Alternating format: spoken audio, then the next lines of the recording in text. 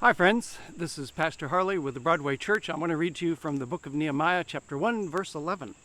Nehemiah has a job in front of him. He has understood that the people in Jerusalem need help after a time of exile, after a great national disaster.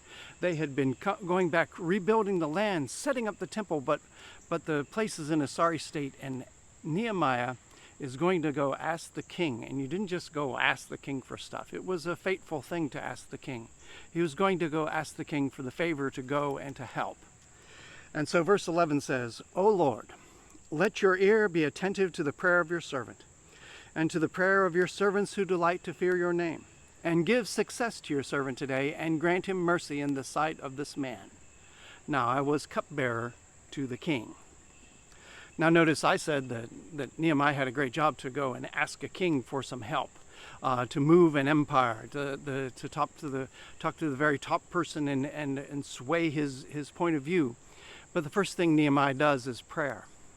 He sets a great prayer just to God before he begins. As he talks to the king and the king asks him questions, he just lifts up a very quick prayer to God for the right words to say. The key thing we're going to do today is the prayer that we put before we do, before we speak, before we even stop to think things over. Stop and pray.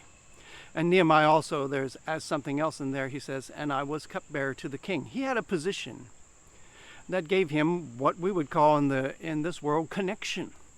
And our resources are of different sorts. Some of us have money, some of us have time, some of us have talent, some of us can sing, can make, can build, and most of us have connection of some sort. You might consider that the poor among us are actually less well connected than perhaps you and I.